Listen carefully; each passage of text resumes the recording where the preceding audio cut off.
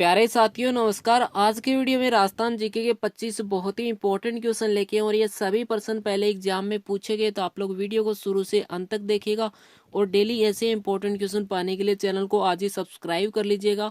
आपको यहाँ पे राजस्थान जीके के हर एक इंपॉर्टेंट क्वेश्चन मिलेंगे और वीडियो पसंद आए तो लाइक जरूर कर दीजिएगा। पहला क्वेश्चन आपके सामने है, राजस्थान में 100 द्वीपों का शहर किस सिटी को कहा जाता है। बहुत इंपॉर्टेंट क्वेश्चन है, कई बार एग्जाम में पूछा गया है। आपको बताना है कि राजस्थान के अंदर 100 द्वीपों का शहर किस शहर को कहा जाता है। तो यहाँ पे ऑप्शन देखा जाए तो ऑप्शन सी हमारा उत्तर रहेगा, बांसवाड़ा को 100 द्वीपों का शहर कहा जाता है। क्वेश्चन नंबर 2 की बात करते हैं, राजस्थान में सिटी ऑफ वेल्स यानी घंटियों का शहर किसे कहा जाता है। ये प्रश्न भी पूछा गया है। जल्दी से आप लोग आंसर कमेंट कीजिएगा और वीडियो के अंदर ईमानदारी से बताइएगा कि 25 में से आपके कितने सही हुए। से आपकी प्रैक्टिस भी हो जाएगी और आपको पता लग जाएगा कि आपकी तैयारी कैसी। आप लोग हर एक क्वेश्चन का आंसर कमेंट कीजिएगा। तो यहाँ पे घंटियों का शहर है जो कि झालरापाटन, यानी ऑप्शन बी हमारा उत्तर रहेगा। ठीक है, अगर पूछा जाए कि झालरापाटन जो कि कौन से जिले में आता है, तो ये झालावाड़ जिले में आता है। क्वेश्चन नंबर 3 की बात करते हैं, राजस्थान में हवेलियों या झरोखों का शहर किसे कहा जाता है। ये प्रश्न भी कई बार एग्जाम में पूछा गया है। आपको बताना है कि राजस्थान में हवेलियों का शहर या झरोखों का शहर किस शहर को कहा जाता है। तो ऑप्शन देखा जाए तो ऑप्शन ए हमारा उत्तर रहेगा, जैसलमेर जिले को। क्वेश्चन नंबर 4 की बात करते हैं, राजस्थान का मैनचेस्टर किसे कहते हैं। सारे इंपॉर्टेंट क्वेश्चन आपको आज के वीडियो में मिलेंगे। आपको बताना है कि राजस्थान का मैनचेस्टर किस सिटी को कहा जाता है, भीलवाड़ा, झालावाड़, अलवर या जयपुर। तो यहाँ पे ऑप्शन ए हमारा उत्तर रहेगा, भीलवाड़ा जिले को। भीलवाड़ा को राजस्थान का मैनचेस्टर कहते हैं। इसको वस्त्र की नगरी और टेक्सटाइल सिटी के नाम से भी जाना जाता है। इनको भी आप लोग याद कर लीजिएगा। क्वेश्चन नंबर 5 की बात करते हैं, धौलपुर में नकली जेवर बनाने की कला को क्या कहा जाता है। बहुत इंपॉर्टेंट क्वेश्चन बनता है, इसको याद कर लीजिएगा। यह प्रश्न पूछा गया है, कई बार पूछा गया है कि धौलपुर में जो नकली जेवर बनाए जाते हैं उसकी कला को क्या कहा जाता है। तो यहाँ पे ऑप्शन बी हमारा उत्तर रहेगा, तुड़िया। ऑप्शन बी उत्तर रहेगा, इसको याद कर लीजिएगा। क्वेश्चन नंबर 6 की बात करते हैं, राजस्थान में पाई जाने वाली मिट्टियों में सर्वाधिक उपजाऊ मिट्टी कौन सी। अगर पूछा जाए कि राजस्थान में जितनी मिट्टी पाई जाती है उनमें से सबसे ज्यादा उपजाऊ मिट्टी कौन सी है, तो यहाँ पे ऑप्शन सी हमारा उत्तर रहेगा, जलोढ़ मिट्टी। अब जलोढ़ मिट्टी के बारे में डिटेल में बात करते हैं। जलोढ़ या अलुवियम इस मिट्टी का दूसरा नाम है, जो कि बहते हुए जल द्वारा बहाकर लाया जाता है, कहीं अन्यत्र जमा किया जाता है और ये भूरा भूरा अथवा ढीला हो जाता है। ठीक है, ये मिट्टी जो ठोस नहीं होती, ढीली होती है, अर्थात इसके कण आपस में सख्ती से बंधकर कोई ठोस सेल नहीं बनाते। ठीक है, जलोढ़ मिट्टी सबसे उपजाऊ मिट्टी है, राजस्थान के पूर्वी भाग में काफी मात्रा में पाई जाती है। अगर पूछा जाए कि जलोढ़ मिट्टी राजस्थान के कौन से भाग में पाई जाती है, तो पूर्वी भाग याद कीजिएगा, ये प्रश्न पूछा गया है। ठीक है, बात करते हैं क्वेश्चन नंबर 7 की, राजस्थान में पान मेथी जो कि काफी फेमस है, इसका उत्पादन जो है कौन से जिले में सबसे ज्यादा किया जाता है। बहुत अच्छा प्रश्न है, ये प्रश्न भी कई बार पूछा गया है। तो सीकर, चूरू, नागौर या भरतपुर। तो यहाँ पे ऑप्शन सी हमारा उत्तर रहेगा, नागौर जिले में सबसे ज्यादा उत्पादित किया जाता है। बहुत फेमस है नागौर जिले की पान मेथी।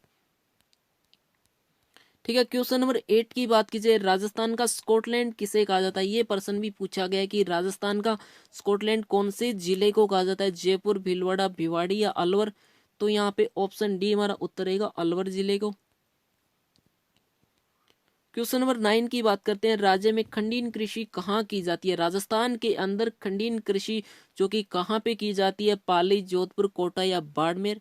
तो यहाँ पे ऑप्शन डी हमारा उत्तर रहेगा, बाड़मेर जिले में।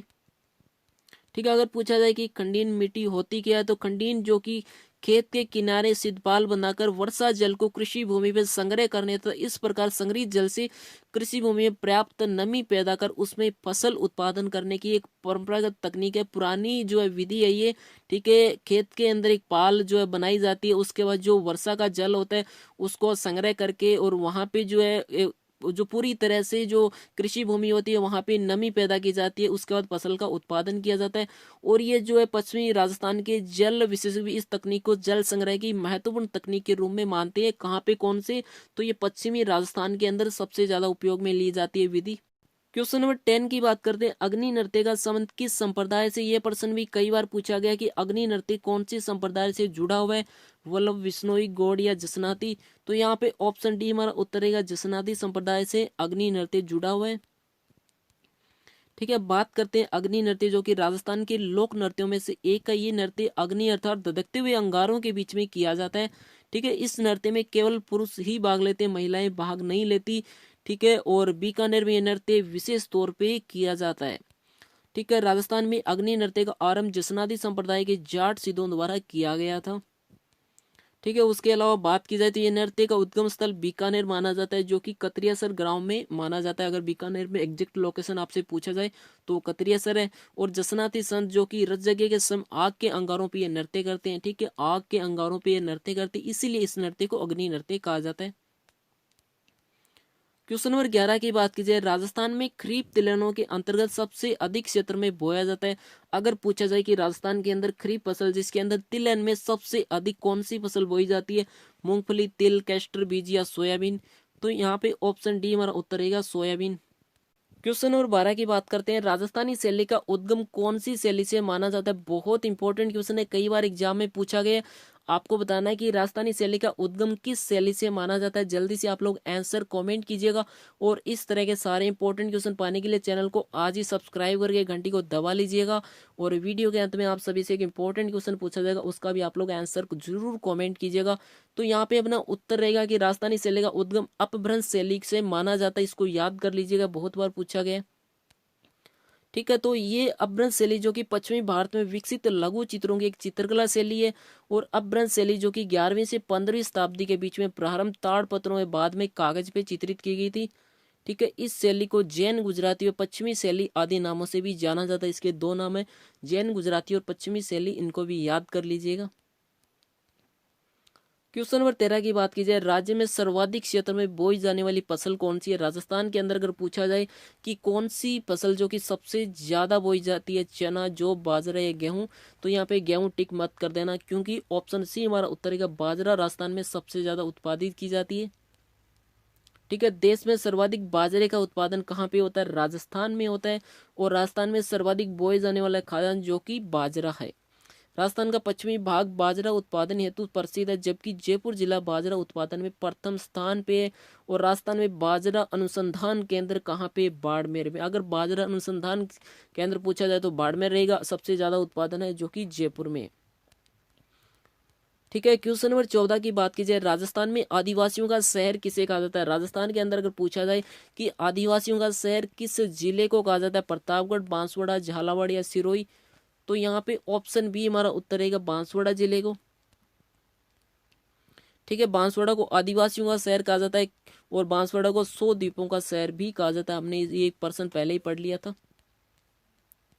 क्वेश्चन नंबर 15 की बात की जाए, राजस्थान में सर्वाधिक सिंचाई किस साधन से की जाती है। अगर पूछा जाए कि राजस्थान के अंदर जो सर्वाधिक सिंचाई है, क्या नहर से की जाती है, क्या कुएं से की जाती है, क्या तालाब से की जाती है, तो आप लोग आंसर जरूर कमेंट कीजिएगा।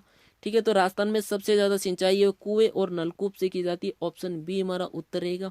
क्वेश्चन नंबर 16 की बात की जाए, राज्य का वह जिला जो इसबगोल, जीरा, टमाटर की उपज के लिए सबसे ज्यादा प्रसिद्ध, आपको बताना है राजस्थान के अंदर इसबगोल, जीरा, टमाटर सबसे ज्यादा कौन से जिले में उत्पादन किया जाता है, गंगानगर, बूंदी, जालौर या झालावाड़, तो यहाँ पे गंगानगर नहीं होगा, ना ही बूंदी होगा, ऑप्शन सी हमारा उत्तर रहेगा जालौर जिले में इन सब का सबसे ज्यादा उत्पादन किया जाता है। इन सभी के लिए जालौर जिला बहुत ज्यादा फेमस है।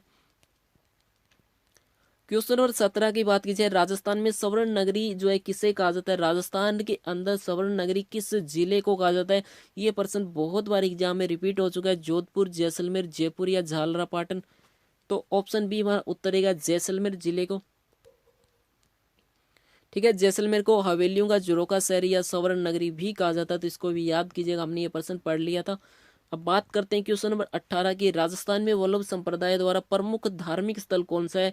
राजस्थान के अंदर अगर पूछा जाए कि वल्लभ संप्रदाय का सबसे फेमस स्थान कौन सा है, धार्मिक स्थल, तो किशनगढ़, नाथद्वारा, कंकरौली या उदयपुर, तो ऑप्शन बी हमारा उत्तर रहेगा नाथद्वारा, जो कि वल्लभ संप्रदाय की सबसे फेमस जगह है। अगर पूछा जाए कि धार्मिक स्थल में, तो बी याद कीजिएगा। क्वेश्चन नंबर 19 की बात की जाए, राजस्थान का अन्न भंडार किसे कहते हैं। अगर पूछा जाए कि राजस्थान का अन्न भंडार किसे कहते हैं, किस जिले को कहा जाता है, ये प्रश्न भी कई बार पूछा गया है। ठीक है, तो झालरापाटन, भीलवाड़ा, श्री गंगानगर या सीकर, तो यहाँ पे ऑप्शन सी हमारा उत्तर रहेगा श्री गंगानगर जिले को अन्न भंडार भी कहा जाता है। क्वेश्चन नंबर 20 की बात की जाए, राजस्थान में पाई जाने वाली मिट्टियों में किसका क्षेत्र सर्वाधिक है। अगर पूछा जाए कि राजस्थान में जितनी मिट्टियां पाई जाती है उसमें किसका सबसे ज्यादा क्षेत्र है, यानी सबसे ज्यादा कौन सी मिट्टी पाई जाती है, क्योंकि हमने पढ़ा था कि सबसे उपजाऊ मिट्टी होती है वो जलोढ़ मिट्टी होती है। अगर पूछा जाए कि सबसे ज्यादा क्षेत्र में कौन सी मिट्टी है तो रेतीली मिट्टी, ऑप्शन ए हमारा उत्तर रहेगा। ठीक है, राजस्थान में सर्वाधिक रेतीली मिट्टी कौन से जिले में पाई जाती है। गंगानगर हो गया, बीकानेर हो गया, चूरू हो गया, जोधपुर हो गया, जैसलमेर हो गया और बाड़मेर हो गया। ठीक है, तो इनको भी याद कीजिएगा, ऑप्शन में आपको ये सारे ऑप्शन देके पूछा जा सकता है। क्वेश्चन नंबर 21 की बात की जाए, दोमट मिट्टी किस क्षेत्र में नहीं मिलती। आपको बताना है कि राजस्थान के अंदर दोमट मिट्टी इन चारों में से कौन से जिले में नहीं पाई जाती। तो देखा जाए तो गंगानगर के अंदर रेतीली मिट्टी पाई जाती है, तो यहाँ पे दोमट मिट्टी नहीं होगी, ये हमारा ऑप्शन उत्तर रहेगा। उसके अलावा बाकी देखा जाए तो यहाँ पे दोमट मिट्टी पाई जाती है, तो गंगानगर हमारा उत्तर रहेगा, ऑप्शन ए हमारा उत्तर रहेगा। क्वेश्चन नंबर 22 की बात करते हैं, राजस्थान में भूरी रेतीली मिट्टी में किस तत्व की अधिकता होती है। बहुत अच्छा प्रश्न बनता है, आपको बताना है कि राजस्थान में जो भूरी रेतीली मिट्टी पाई जाती है उसमें कौन से तत्व की मात्रा अधिकतम होती है, क्योंकि हमने पढ़ा था कि राजस्थान में रेतीली मिट्टी सबसे ज्यादा पाई जाती है। राजस्थान की सबसे उपजाऊ मिट्टी है जलोढ़ मिट्टी, तो यहाँ पे ऑप्शन बी हमारा उत्तर रहेगा, फास्फेट, जो कि भूरी रेतीली मिट्टी में सबसे ज्यादा अधिकता रहती है। क्वेश्चन नंबर 23 की बात करते हैं, वह कौन सी प्रक्रिया है जिससे पश्चिमी राजस्थान की मिट्टियां अम्लीय व क्षारीय हो जाती है। बहुत अच्छा प्रश्न बनता है, आपको बताना है कि पश्चिमी राजस्थान के अंदर मिट्टी अम्लीय व क्षारीय क्यों बन जाती है, उसका कारण बताइएगा। जल्दी से आप लोग आंसर कमेंट कीजिएगा। तो यहाँ पे ऑप्शन बी हमारा उत्तर रहेगा, नीचे से ऊपर की ओर कोशिकाओं के रिसाव के कारण वहां की मिट्टी अम्लीय व क्षारीय बन जाती है। क्वेश्चन नंबर 24 की बात करते हैं, राजस्थान के किस जिले का सर्वाधिक क्षेत्र कच्छारी मिट्टी का है। राजस्थान के कौन से जिले की जो है वहां पे कच्छारी मिट्टी सबसे ज्यादा पाई जाती है। अलवर, चूरू, पाली या धौलपुर, जल्दी से आप लोग आंसर दीजिएगा।